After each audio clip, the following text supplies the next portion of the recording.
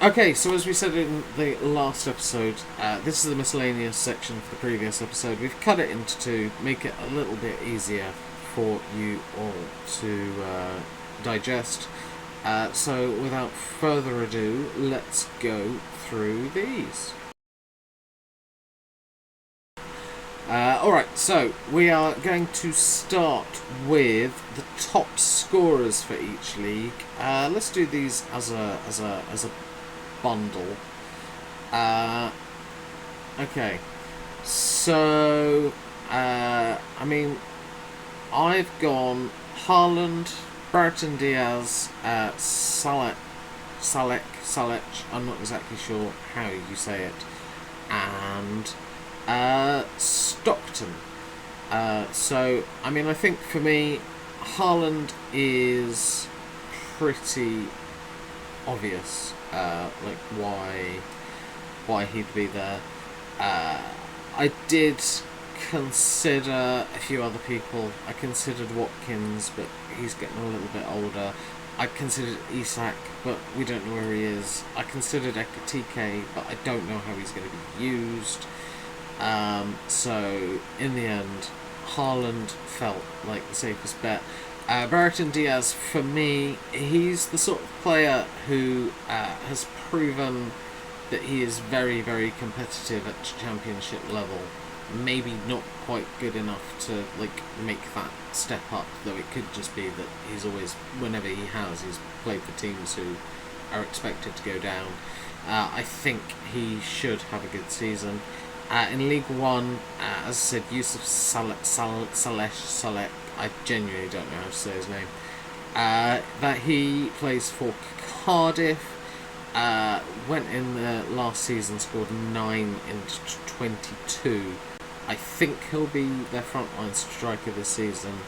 I think he's a big 6'5" kind of target man-ish player, and I think in League One with a club that I personally think will go back up, I think that's very useful.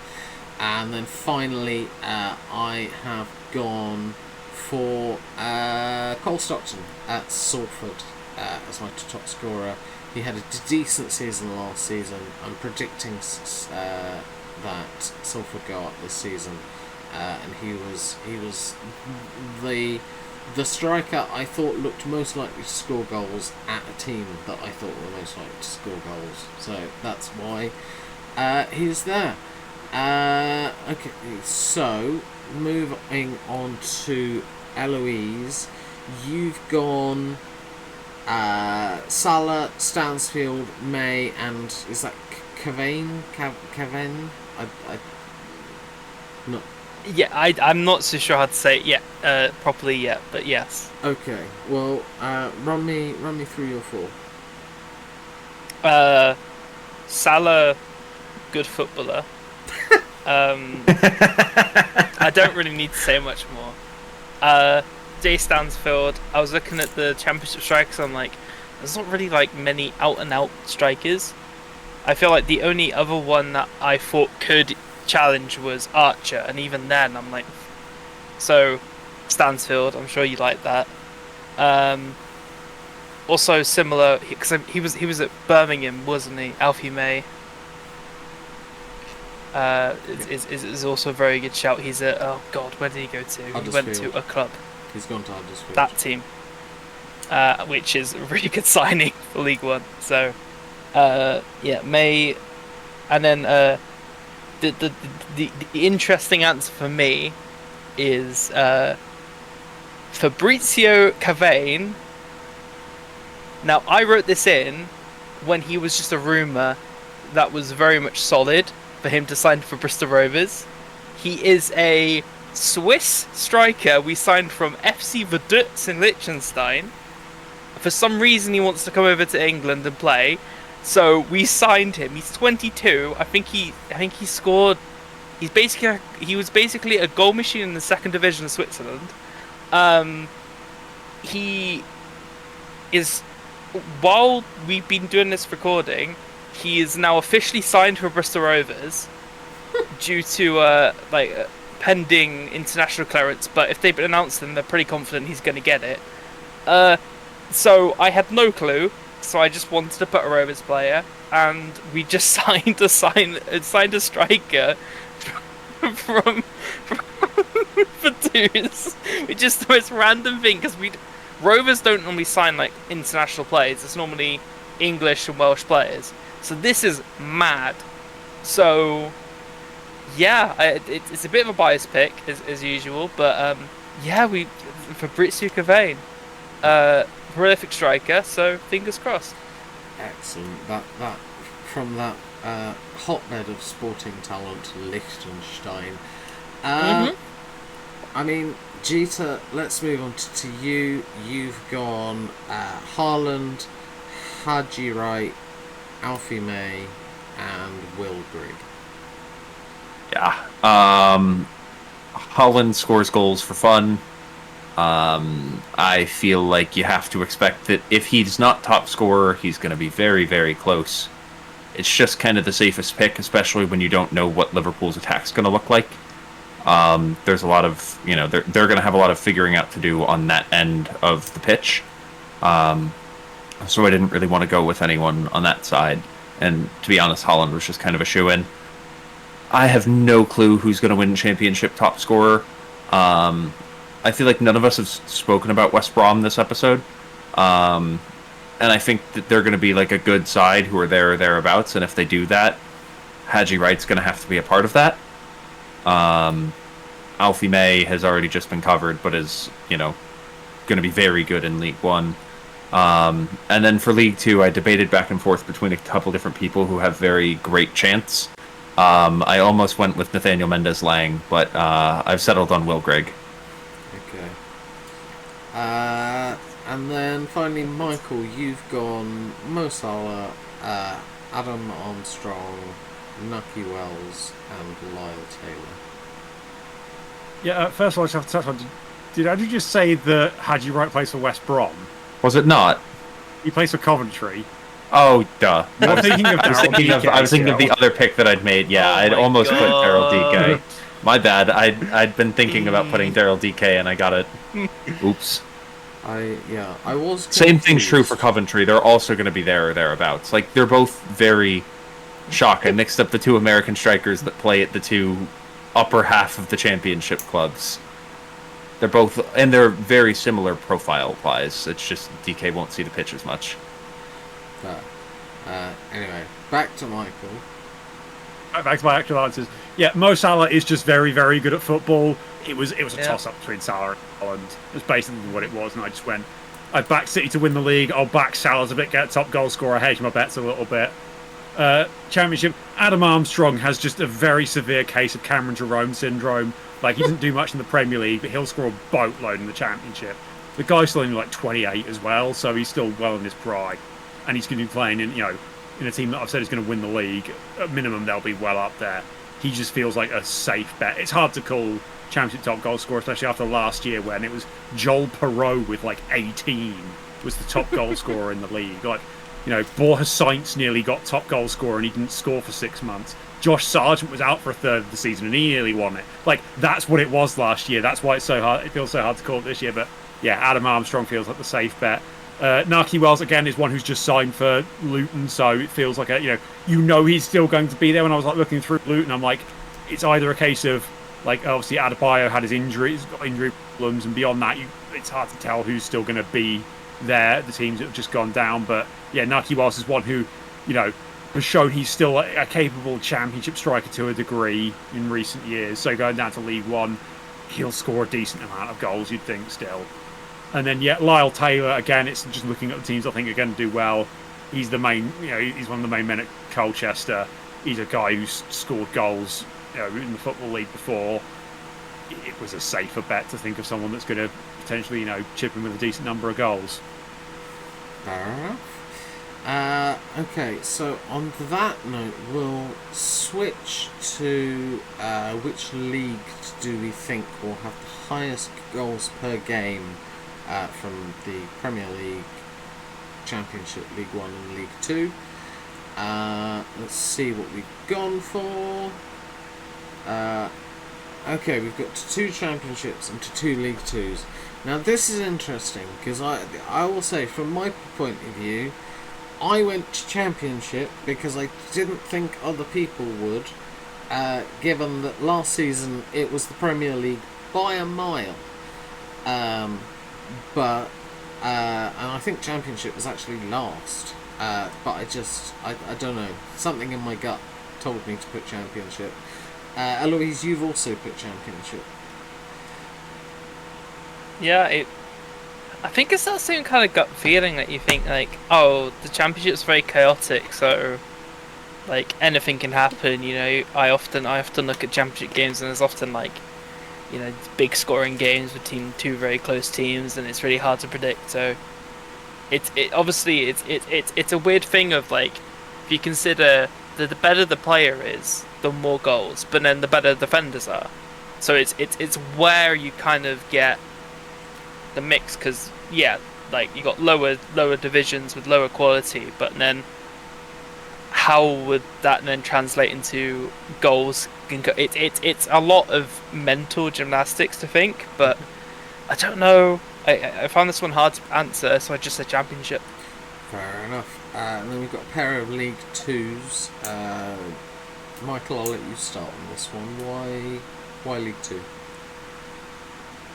It's like a gut feeling for this. It's just like being at that lower level of football just opens it up to there being a bit more chaos, is what I was thinking.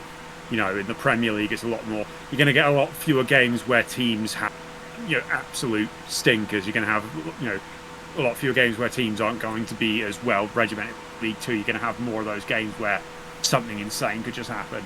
I will say Championship, if you look at statistics last year, I'm assuming that probably gets skewed a bit by the weirdos that were Burnley, who conceded like 4 goals all season. It was like the weird statistic where like a third of Burnley's goals conceded last season were to Norwich defenders or something stupid like that. Like it was a genuine. I think it might have been a quarter. I think, 'cause I think they conceded. I think at one point it was a quarter. They conceded like 12 goals at that point, and 3 of them were to Norwich defenders. 2 of them were Jack Stacey. Like that is the weirdest part of it. Of all the goals they conceded, 2 were to Jack Stacey.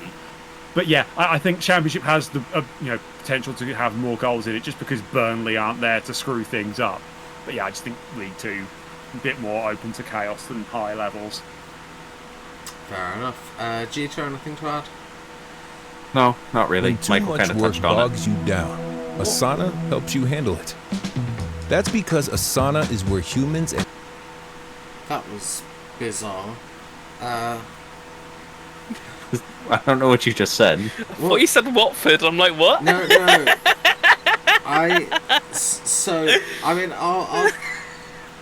I'll keep this in. But a YouTube video that like I watched hours ago that still had the window open just started playing an advert for no reason. And I just had this like American sales voice in my ear. I mean the listeners will be able to pick up some of that advert. But yeah. Right. Move on to Dirty Bastards. So everybody's been asked to put a team and a player. And this is the most disciplinary points. I will say, for anybody wondering, because the Premier League plays fewer matches, however many disciplinary points our picks get if they're in the Championship, I'll do like an equation to sort of make it level with them. So let's see what we've gone for. Has anybody done the same things? No. Okay, well I have gone for Burton because they had quite a lot of red cards last year, and I think they might struggle a little bit this year.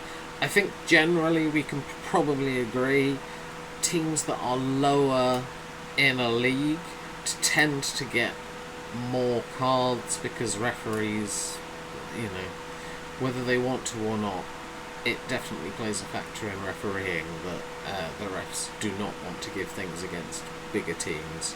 in case they get murdered. So, with that in mind, that explains Burton. It also explains Granit Xhaka. Xhaka's been signed for Sunderland. He was basically a walking yellow card when he played for Arsenal. I suspect that might be pretty consistent if he can stay fit enough to play week in, week out, because I think Sunderland will get a lot of yellow cards. Right, Eloise, you have gone for Bradford and Joe Williams. Any special reason? Well, Bradford is because they were the dirtiest team in League Two, which is generally where I'd expect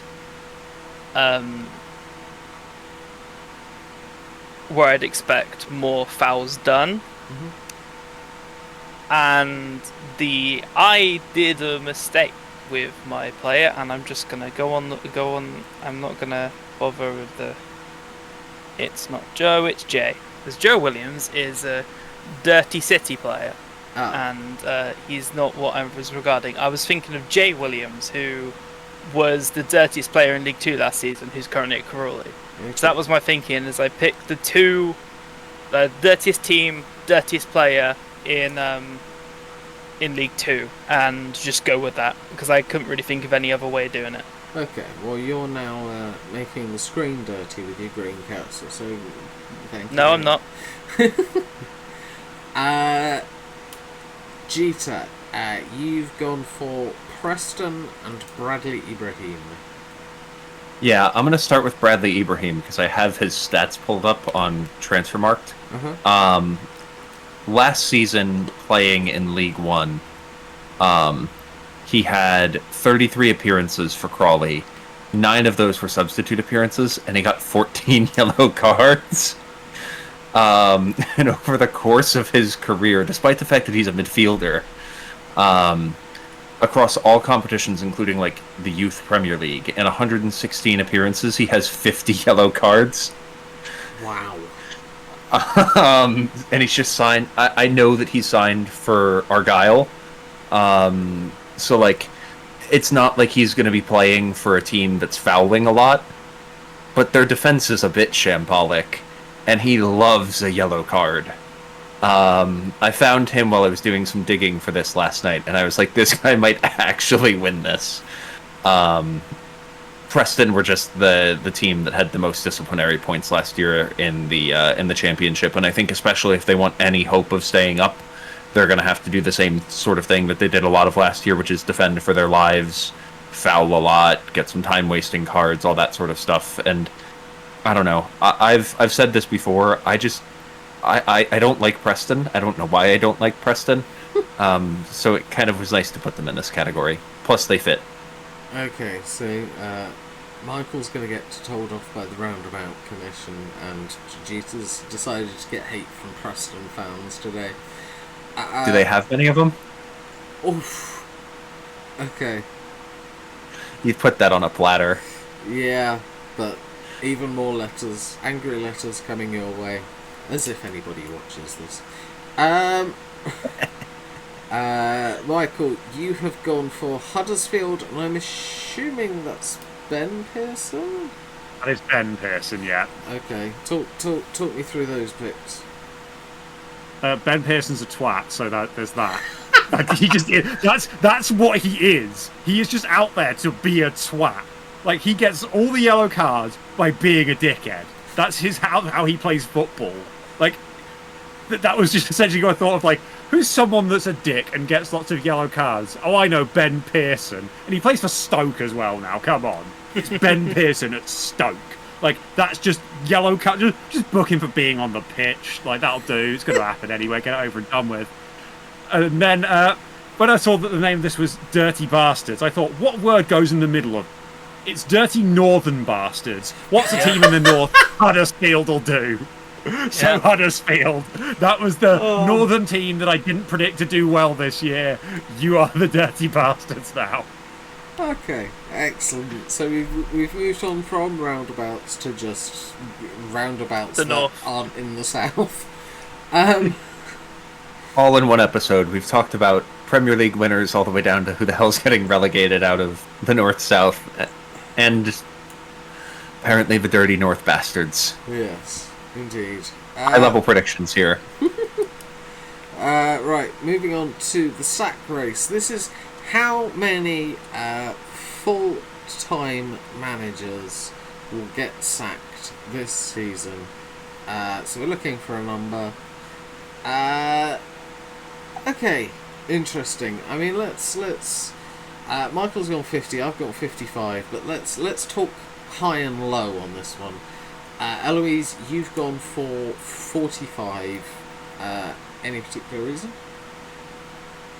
I mean, I might have googled to see how many there were last year, but then I wasn't sure on the ruling of end of the season, because is it like the season ends, or do you count like a couple months afterwards? I think it was like the 1 week after. Yeah, I said specifically in the rules that it's after the final games of the English season, which I think will most likely be the League 2 playoff. I think will be the very last game that gets played. 1 week from then is the cutoff. Okay, then I am fully confident with my number, because I noticed that the number of ones last year was a lot of it was people sacked in the off season. So I was like, okay, I'll go low and hope that I kind of can just price this right, sort of like just get on the edges and hope that I somehow win that way. Fair. Jeter, you've gone for 62. Any rationale? Yeah, there was math involved. I don't remember what it was because I did this very late last night after a long day of work. I do think that generally my reasoning, and this will also pop up with my bonus that I don't want to spoil, but I have predicted that there's going to be some carnage in terms of managers getting fired. And I think that, I don't know, I just kind of figured it. I don't know what you guys call it over there, but over here it's especially common in like college sports for what you call a carousel, where one job gets open and someone gets fired and someone takes that job, and then their job gets open and someone else takes that job, and because this wasn't necessarily just firings but people leaving their positions as a manager, like I'm kind of hoping that there's going to be a situation where if there's a couple clubs that are higher up that hire someone from below, that I end up getting multiple in one. Okay. Yes. Over here would be the managerial merry-go-round, but I think we'll understand carousel. Let's move on to hat-trick heroes. This is another numerical one. This is between the top 4 tiers. How many hat-tricks will be scored this season? And the numbers in... yes, I should say that there is a little bit extra on this question, which is that in addition to a number, if you pick a player and that player scores a hat-trick, however many points you get from this question will be doubled. If you pick one who doesn't score a hat-trick, you score no points for this round. So you can see that 2 of us didn't feel confident enough. 2 of us did. I'll start. I've gone 44 with no player. I did consider putting Haaland, but it would be just my luck if he just scored a load of braces. But yeah, I think 44 seemed like a decent number. It's higher than last season, but I was shocked by how low it was last season. So someone who clearly wasn't shocked by how low it was last season, Eloise, you've gone for no player and 25 hat-tricks. I just went with a number that felt right. How many was it last season? Prem alone had 14 or 13. I Okay. want to say, from memory, it was about low 30s. Then I think that sounds about right. I don't think there's like that 40s is high, so I feel 25 is maybe taking it a little bit low, and obviously I played it safe because obviously that's what I do. But yeah, I didn't want to go too high, so I kind of tried to be a little bit more reasonable with my guess.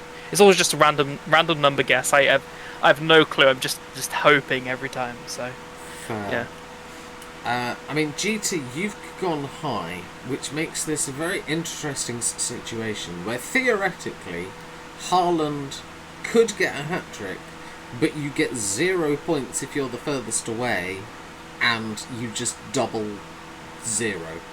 But you have gone for 48 hat-tricks and Haaland to score.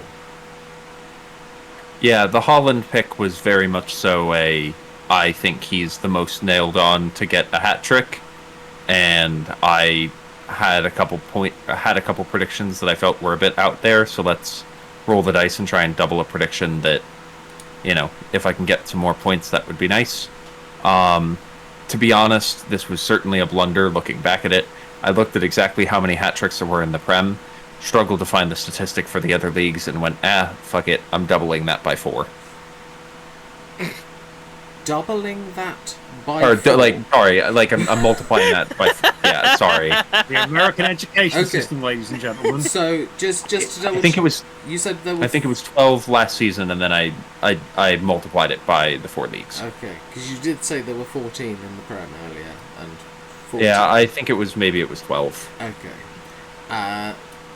Jeter's maths, always an interesting topic on episodes of Bad Psychics. Michael, you have gone for 42 hat-tricks, and you've gone for the Norwich player whose first name I can't remember, Sienat. The Ante-Sienats. Yeah, basically, I did. Well, I think it was. I looked up the Premier League times by 4 and rounded down a bit. Essentially, was how I got to 42. And also, you're all cowards, including you, Andrew, for going Haaland. That's the easy choice. Like that felt like that's just gimme double points. Essentially, he's gonna do it at some point. Like he always has that one game where he goes and scores like 17 somehow. But yeah, I thought, sod it, I'm going to do. This is my one thing of outright just backing a Norwich player to do something. I'm backing Ante-Sienats to get a hat-trick at some point. There is a very good player in there. I think people underappreciate how actually he did quite well last year, considering he's 21, coming to a foreign country for the first time, and scored a decent number of goals considering he was actually barely playing as a striker. I think if in the very likely event Josh Sargent does go, that's going to offer I think some more opportunities for Sienats to play more as a striker throughout the season. And so I just think that there is a good opportunity that against one of the weaker teams in the Championship, he will get those chances and he will get himself a hat-trick. So I've decided I'm going to go with a big risk on this one, actually stick my neck out and back Ante-Sienats to get himself a hat-trick. Fair. I mean, you can call us cowards all you want, but Eloise is cautious on every episode, and I've started being more cautious because I kept making big calls. They never came off, and I kept coming second to Eloise. So I'm mostly joining her in cautiousness. Right, next we move on to our 3 teams. So obviously we've got 2 Norwich fans here. We've got a Bristol Rovers fan and a Birmingham fan. I mean, some of these will already have been covered because there was some appearances within the last bit. But we'll open all of these up. I mean, okay. We'll start with Norwich. I would say very, very consistent overall. Only three points difference between us. Oops. I said it earlier. I meant to put 6th. Sorry. Okay. I was doing this on my phone last night in bed. Fair enough. Jesus' fat fingers strike again.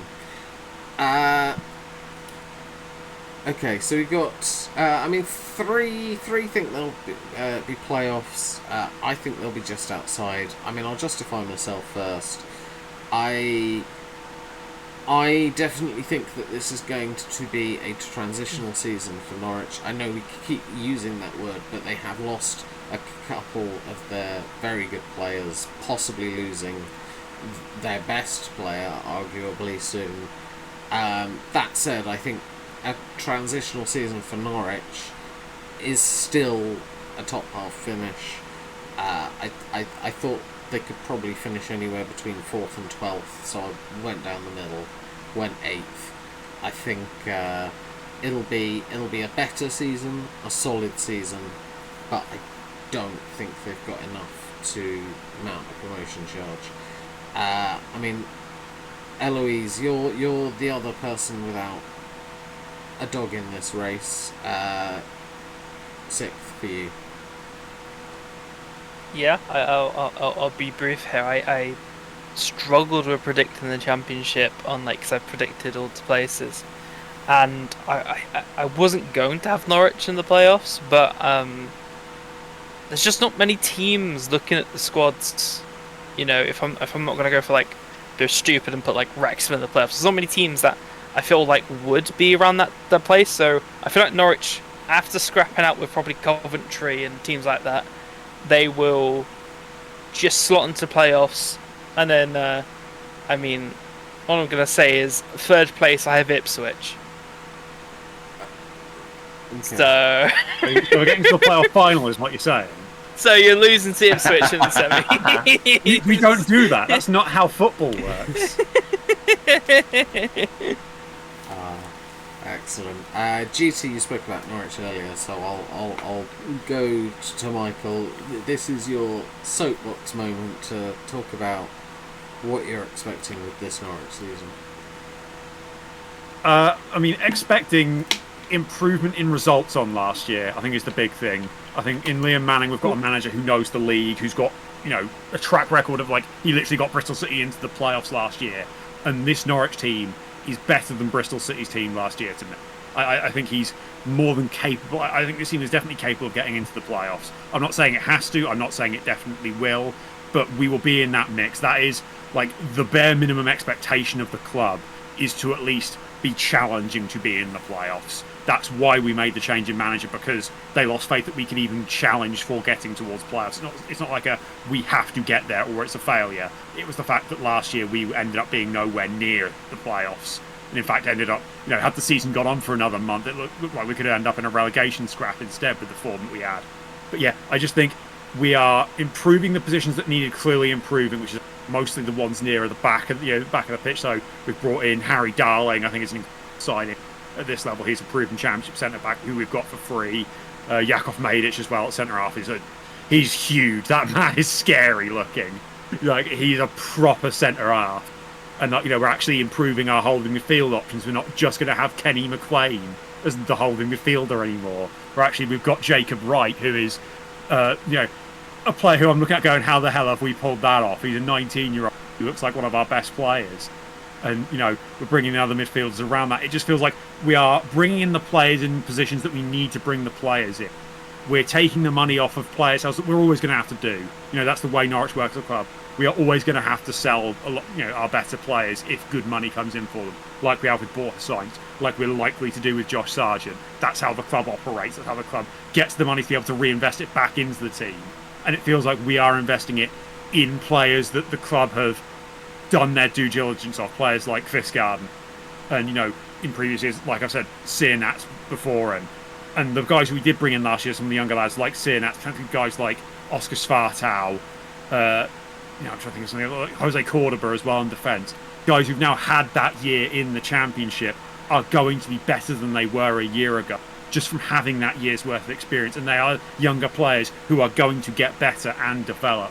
We are bringing in players who are going to actually improve. It's not like under Wagner where, we were bringing in guys in their early 30s, and then if it didn't work that year, we were kind of screwed.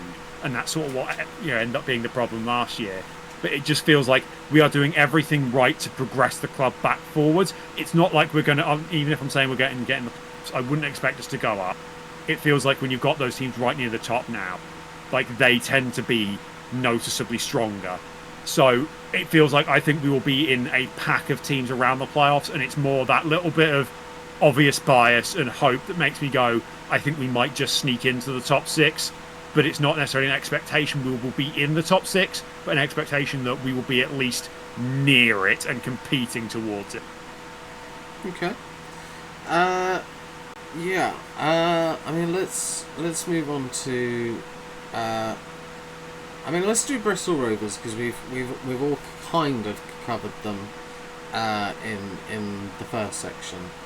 I think all of us, I believe, are expecting them to go up, with the possible exception of Michael. I can't remember if you said they'd win the playoffs. I did. I picked them as my playoff winner. Okay, so yeah, we're all saying they could go up.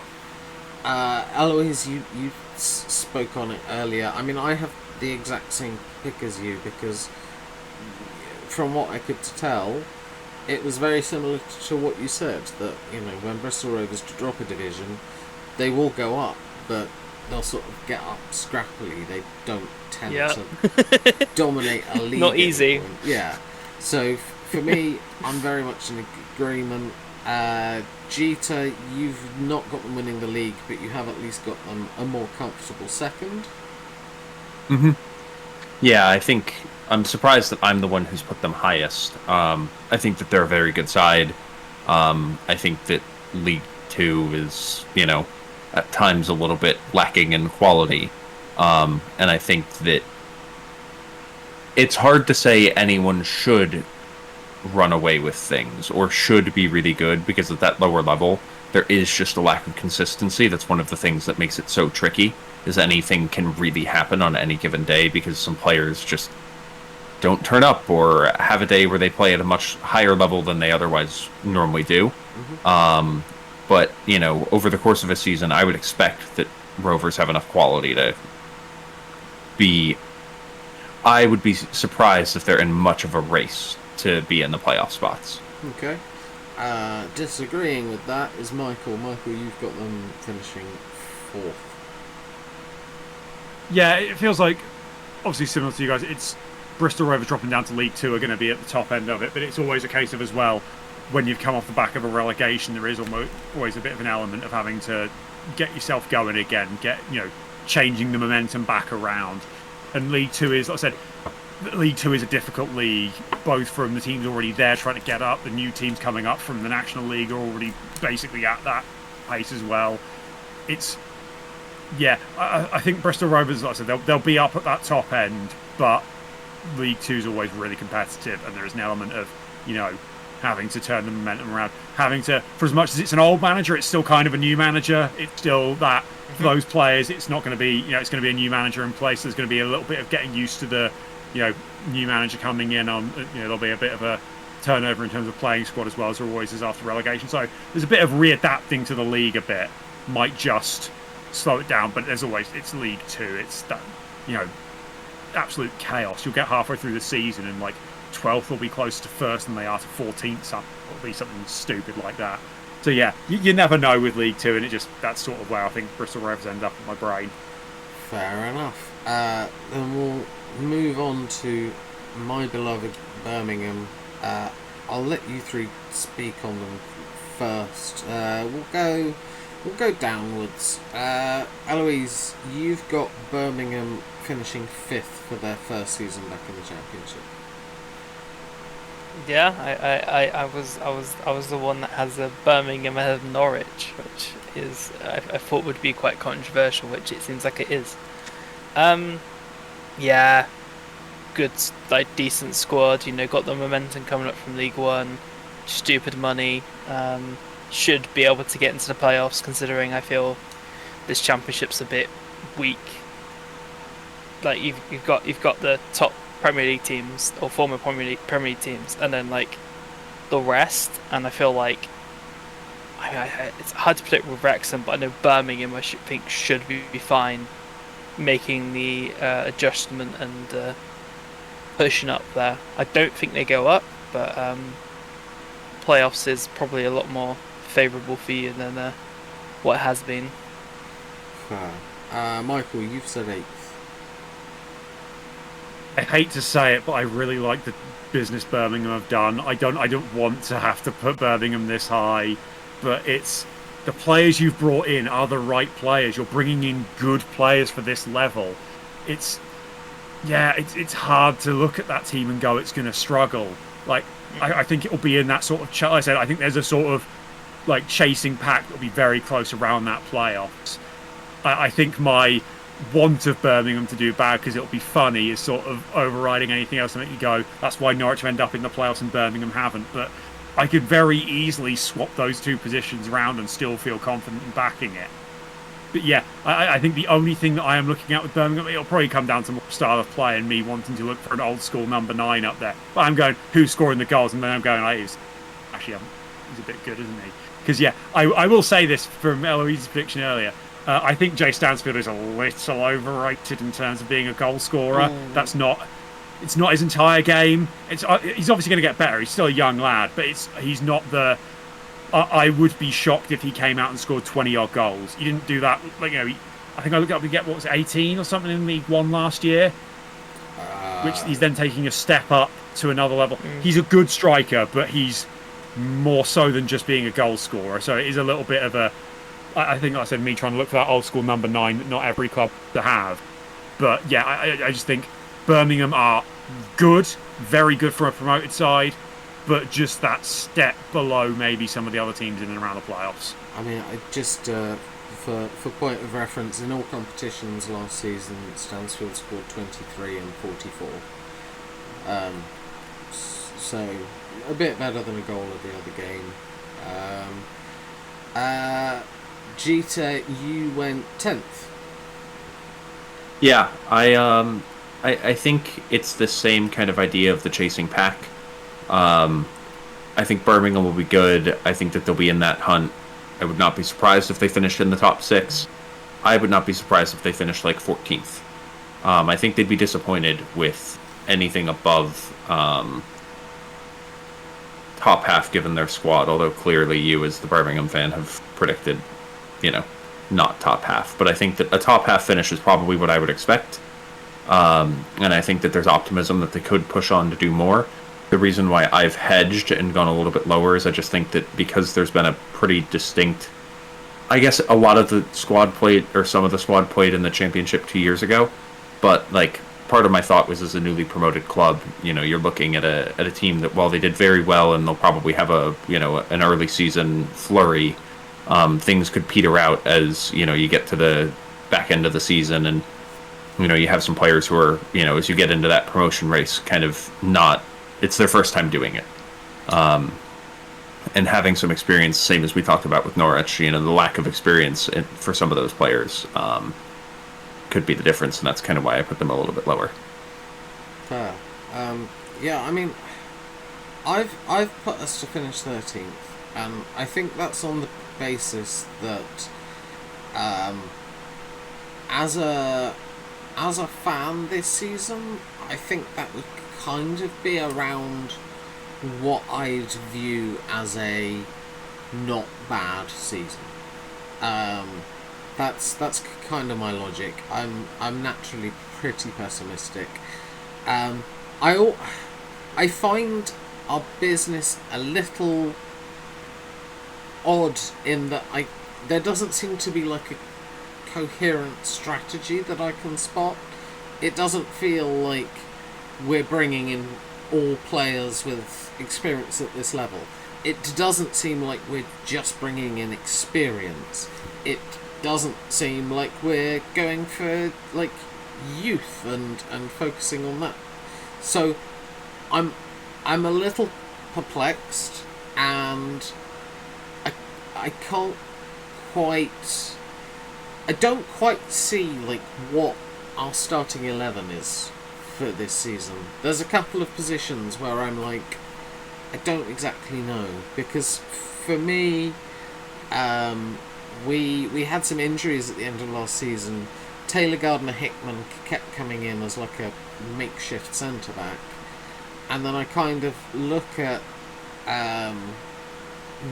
what what we've brought in centre back wise. We've brought in Aaron Cashin from Brighton. I don't know a great deal about him. He played a lot for Derby, but I haven't seen him play. We've brought in Phil Neumann as a centre-back, who's 28 and was playing in the Zwei League in Germany. So I'm a little perplexed.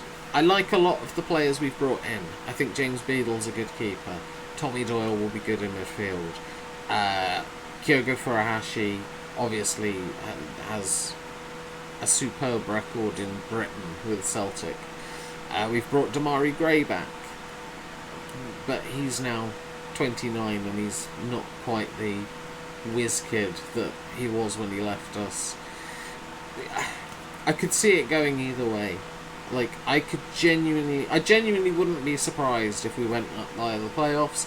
I also genuinely wouldn't be surprised if we end up pissing about near the bottom of the league. I have no idea. I've gone in the middle. I think I would be just about satisfied with 13th for a first season back. That's my logic. Right, let's move on to the bonus questions then. No, do that again. Sorry, I clicked the wrong thing. Let's move on to the bonus questions then. What have we got here? Okay, interesting. Mine and Jesus' bonus is very, very similar. I'm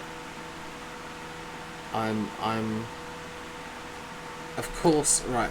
I mean, let's start with Michael's, because Michael's is. I'm not surprised that this is the universe that we're in. You've gone for ex-Norwich players to score at least 20 Premier League goals. I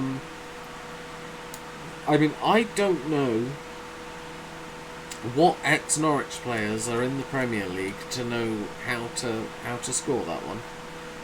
I can tell you the answer from last season if that helps. Okay. Last season, that would have stood at 17. Okay. Who's all of them either those coming goals? from James Maddison or Jacob Murphy. James Maddison or Jacob Murphy. Okay. There are a handful of other ex-Norwich players who do play at least somewhat regularly in the league, but those didn't seem to actually score a goal last year. But Harrison Reed's another one that plays a decent amount. Emi Buendia could suddenly chip in and actually start playing some games at Villa, perhaps. But like I said, there's a handful floating around that aren't just, the third choice goalkeepers at other clubs. Okay. I'm not expecting John Ruddy to suddenly chip in with a goal at Newcastle. Yeah, no, that's fair. I just want to establish one thing to confirm in the phrasing. When you say ex-Norwich players, are we talking anybody who has played for Norwich at some point, or are we specifically playing players that have been owned by Norwich at some point, i.e. removing loanees, anything like that? No, anyone who has played for Norwich, so loanees do count. Okay. Senior appearance or youth academy but never made a senior appearance? They have to have played a senior game for Norwich. I still played a senior game for Norwich. Okay. My gut feeling is that this is marginally less likely than likely. My initial thought is that a high offer would be 6 up, 6 down, and a low offer would be 4 up, 2 down. I mean, Eloise, you're usually the hardest haggler. What's your thoughts? I mean, that's normally with my points. I'm not as hard with other people's. Fair. I think that's fair because I don't. It's not super likely, but there's a chance. I don't know if Jacob Murphy scores as many, and then Maddison. So last year it was 9 Maddison, 8 Murphy was I Yeah. I feel like Yeah. Murphy will go down this year, so Yeah, Madison's it going to just depend. it just depends. How Frank Yeah, it views depends him. on how good. Yeah, and then like if there's any like literally anyone else who could start and score like 4 goals. Yeah, So- I think my thought is this is not likely to happen unless Norwich sells Sargent to a club in the Prem. Fair. And if Sarge goes to the But- Prem, then this happens. That's, Which isn't happening, and Because he scores all 20 himself. Well, No. there were rumors swirling that some of the recently promoted clubs were looking, Yeah, Burnley were very Really? interested. Yeah. oh, I thought it was just were Wolfsburg. Leeds. He turned down Wolfsburg, but He Leeds turned and down Burnley Wolfsburg. both were sniffing around. Yeah. Okay. So I think that I don't see Norwich selling him to a Premier League club. No. But, call it a 20% chance. Of that 20% chance, you'd have to think that ex-Norwich players get up to 20 goals if you're throwing Sarge into the mix, even if he only bags 5. Yeah. Which is why It's I think Z's calculations feel right, because I don't think it'll happen unless Sarge goes. Okay. Can one of you make a note of our bonus points, what ends up being decided in the thing, by the way, because I can't do it on Discord right now. But Yeah, I can. I think we're in agreement. So, Michael, 6 up, 6 down, or 4 up, 2 down. You know I'm taking 6 up, 6 down. Okay, fair enough. Let's do Eloise's next. So you've gone Preston North End will finish between 11th and 14th. Particular rationale? So normally most seasons that's a gimme and not many points, but Preston have been struggling. But if you look back on their past 5-6 years, it's almost always been in that range. Though this year, obviously, last year they were struggling. This year they might not get back, but it's almost always Preston are, middle, almost always 12th or 13th.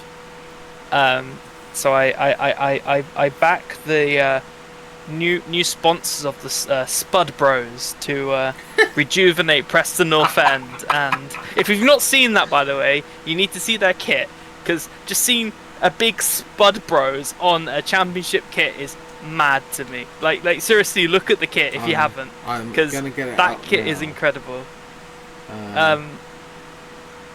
Oh, that's awful. Live reactions, everyone. Oh, God. Yeah. This might be worse than yeah. Ed Sheeran Divide on the Ipswich Yeah. kits. Yeah. No. Yeah. Spud Bros are from Preston, so they managed to sponsor Preston's kits. Okay, yeah. I can't say I'm a fan. So I mean, I'm looking at the last 10 years.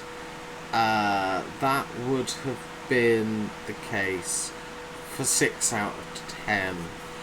Yeah. I think all of us though have kind of said that we don't think Preston are gonna have a great season. I think there were a few mentions of that before. So combining those two factors, I'm kind of 50-50. I think historically it's marginally more likely than likely. But this season, I'd sort of say, yeah, I could see it, but I also think they could be in trouble. So I'm kind Which is of... why I think 50-50 is harsh, and it should be slightly way more in my favour, because it's not looking as convincing as it has the other years, It's not looking as convincing, but I think something. Yeah, I'm going. If you were to look at it as a bookie, historically, it's more likely than not. Currently, gut feeling, with no data to go on, it's more not likely than likely. So I think you have to combine those two. And I think that ends up to me as basically 50-50. Like I'd be 5-5 on high personally. Jeter. Yeah, I don't know. I think this feels more likely to happen than 20 goals being scored by ex-Norwich players. I think that this doesn't feel significantly more likely, but it feels somewhat more likely. So I think as such, I'd probably go, like, I don't know, on a risky one, maybe like 5-5, and then like on a not risky one, like a 3 up, 2 down. You're speaking exactly the numbers that were in my head. Michael, any thoughts? They are literally the numbers that were in my head as well. Okay. Cool. I mean, yeah. Eloise, I can tell you're not thrilled by this, but like all three of us are pretty in agreement, and we're saying 5-5 high, 3-2 low. I'm going to assume you're going to take the low because you always do. So, I tried to tame down my reaction because normally I'm either really annoyed by it and it goes badly, or I like the sound of what you're saying and then you switch immediately when I start looking like I like the sound. I'm gonna bite your hand off for 3 up, 2 down. Okay. Like, that's incredible. Fair Yes, enough. yes, I'll take that. Okay, perfect. Right. So, I guess the way I'm going to frame this to begin with, so this is for Eloise and Michael, are mine and Jeter's predictions different or samey? Are they, like, because, right, here's my logic. I am specifically going that a club will have 5 different people on the touchline managing a match. So my logic is this. Manager A starts, gets sacked, manager B comes in as an interim, manager C comes in, gets sacked, manager D comes in, and then I'm kind of going that at some point another manager who, like, for instance, if someone has a touchline ban and their assistant manager has to be the one on the touchline that game, that's kind of what I'm going with. Covering illness, anything like that, a team will have as their primary person on the touchline, even if a manager is in the stand, there will be 5 different people taking charge of a match. So that's my one. How different or same is that to Jeter's of in the top 4 tiers, 4 or more teams will sack 2 managers? Are they largely different? How do you feel about them? I'll let you two discuss, and then Jeter and I can kind of come in with any clarifications or queries. I think, honestly, if Jeter's happens, Z's happens. I think that's genuinely the case there, because if 2 managers get sacked, it's manager A comes in, sacked, interim takes charge, manager B comes in, sacked, someone takes charge, and then potentially hires a third one. We've seen that, the 3 permanent managers happening with the clubs. I think Southampton had it last time, the time before last in the Premier League, I think. It's like an average season at Watford, basically. Like, I think if it happens at 4 different teams, you will get a situation where one of them will have 5 different people actually on the touchline, especially if they've like sacked 2 permanent managers. So I think Jeter's would almost it would be weird if Jeter's happened without Z's happen, I think, is the way I'm looking at it. The problem with that is that implies that they wouldn't do the more logical option, which would be manager A is sacked, bring in caretaker, and then manager B is sacked. That same caretaker would take over normally, because a lot of teams have the same caretakers. The thing is, it depends on whether it's someone from one of the manager's backroom staff specifically. Yeah, it's club dependent. Yeah. Yeah, because I know, if I'm looking at past with Norwich when we've had it, it was obviously last couple of games last season we had Wilshere in charge because he was a club appointment, whereas before that we've had Alan Irvine for a while because he was one of Alex Neil's guys, but then eventually after they sorted out, both of them ended up going. So it's a bit of a it sort of depends on whether the caretaker is a club appointment or a manager appointment, and it's easy for it to be a manager appointment. You sort of just held on to make sure they've got someone there. Like if it's a club where the entire backroom staff was the manager's appointments, they change the manager, they kind of have to keep their assistant or whatever. But then when the new guy comes in, he then replaces it. So it depends on whether the club tries to take charge too much of the backroom staff. But it is possible. I think it's more possible than I was thinking. The 2 sackings with the same caretaker doing 2 stints. But yeah, I think I would say they are distinct enough where it is technically possible for each one to happen without the other one happening. It's not like one directly implies the other has to happen. But I think it's Jeter's one makes Z's one a lot more likely. Yeah. So that makes me feel like Jeter's the longer shot than Z's. It is, yeah. But both are very, very unlikely in my opinion.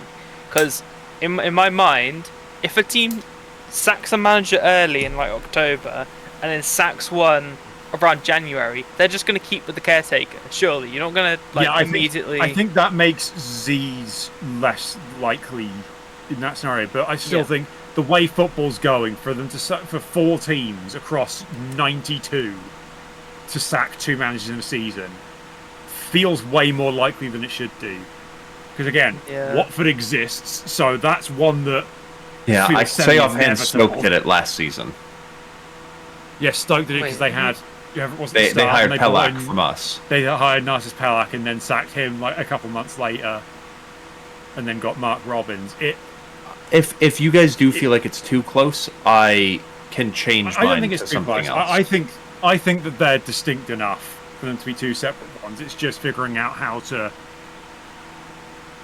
Like I said, how much more likely one is than the other. I still think Z's is more likely.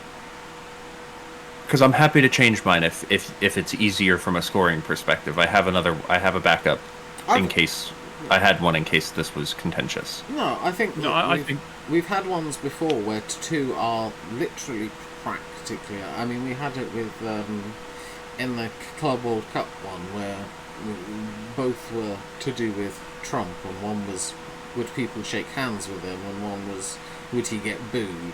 Yeah. And so, they were in the same ballpark. I think this is similar. I don't have an issue with these both existing. Okay. I mean, yeah. I guess it's just... Yeah.